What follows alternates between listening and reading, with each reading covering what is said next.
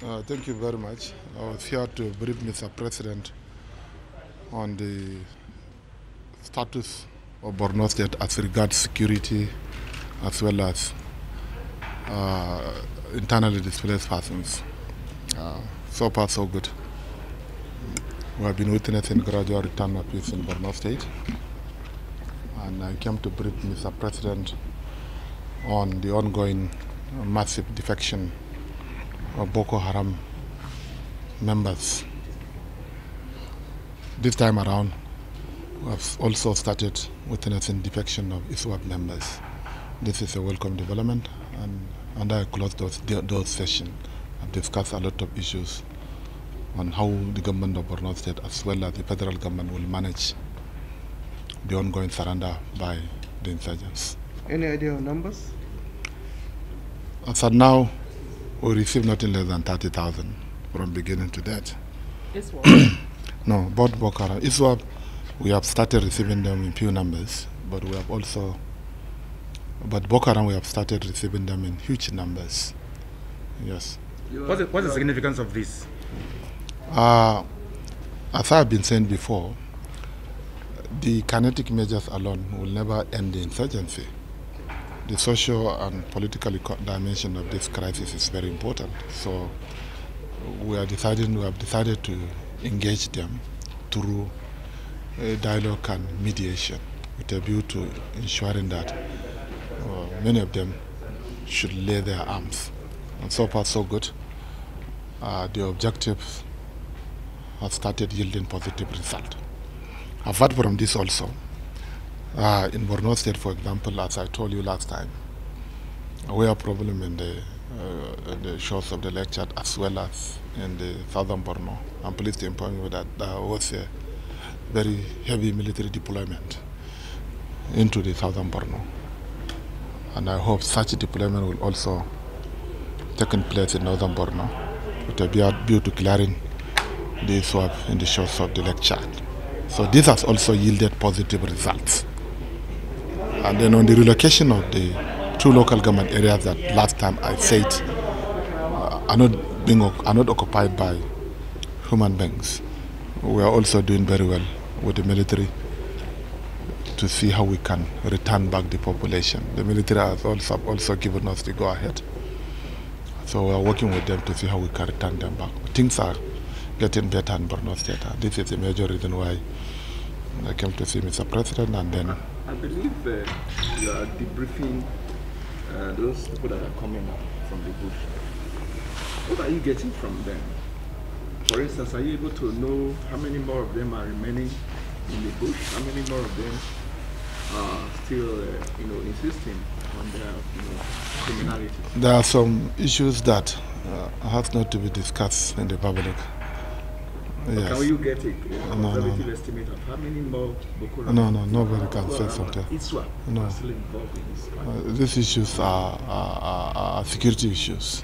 So how is the president? What are you telling them? What is the secret behind the defection? While all these issues, I don't think it's good for me to mention it in the public, but the most important thing is that the federal government of Nigeria, under the leadership of President Buhari, the Borno State government, the military, we're all working in close collaboration to ensure that those that are willing to surrender are given the opportunity to surrender. So given the trend, can you hazard, a guess of how much more others are prepared to remain in the fight? Do you think they will soon? Honestly speaking, the way we are going, with the support of the federal government, with good management, Boko Haram will be over very soon. Matter of years, No, it can't. No. Do you think you're gathering enough intelligence, to actually... Very important. Very good intelligence. Any No. Happen in your administration? Inshallah. So the question is, Even now, Borno State, we are doing very well. Extremely well. The surrender, what kind of assistance do you require from the federal government to be settled down? While Mr. President has inaugurated a committee being headed by the Vice President and my humble self as the Vice Chairman, to look into the issues of repatriation, resettlement and reconciliation. The mandate of this committee, among others, also includes the management of the defectors. I think this committee is strong enough to give the desired support to the program. The federal government is doing very well in this area. Well, the two issues of poverty and illiteracy, I mean, that basically fuels the issue of ISWAP, Boko Haram, terrorism, and all of that. Why do you think in Nigeria there is no poverty and illiteracy? It's higher. Yes, I know it's high. So we are containing it. You have seen the massive number of schools that we built in Borno State. This morning, the Yobe State government has launched education fundraising, and then the Borno State government has been recruiting a lot of teachers, because what matters is not only the construction of classrooms. In terms of human resources, we are also doing well. So the government at the sub-regional level are doing good to tackle the issues of lack of education, among others. Because effectively you're saying in 2023, this would end. Inshallah. Is there an incentive? You know what I mean by inshallah, God willing. Is there an incentive to this? Thank you, sir. Is there an incentive to the terrorists? That makes sense. To defectors, honestly speaking.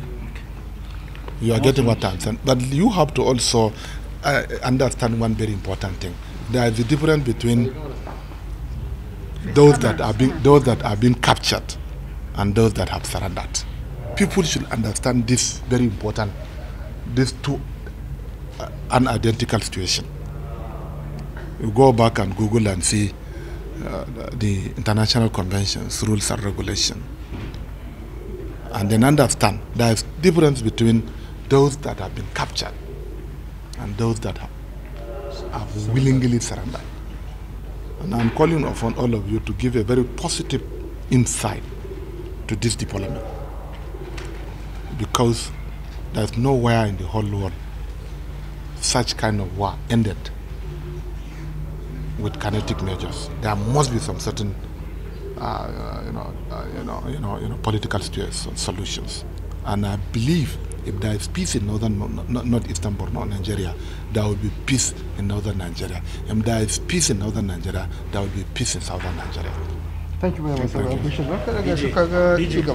much.